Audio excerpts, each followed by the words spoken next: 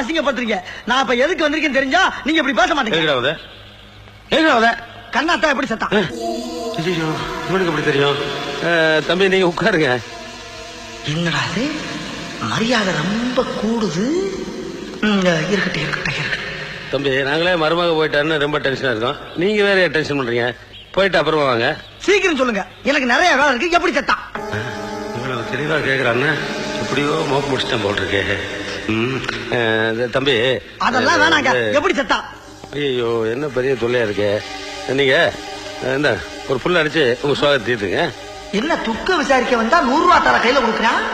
ஒன்னும் புரியலையே. அந்த பொண்ணு என்ன சாகுற வயசா? எப்படிங்க சத்தா?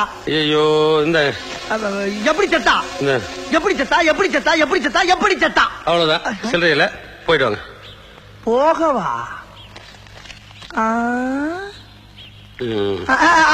ஜமீன்தார் ஐயா, மறுபடியும் நான் வருவேன். எதுக்கு வருவேன்? அவ எப்படி செத்தான் நீங்க எனக்கு சொல்லியே ஆகணும். வருவேன். கட்டாயம் வருவேன். என்கிட்ட யாரும் தப்ப முடியாது. ஐயோ இந்த நாய் எப்படியோ மோப்ப முடிச்சுட்டான் போல் இருக்கே. இவனுக்கும் ஒரு பொங்க வச்சாதான் வேலையாகும்.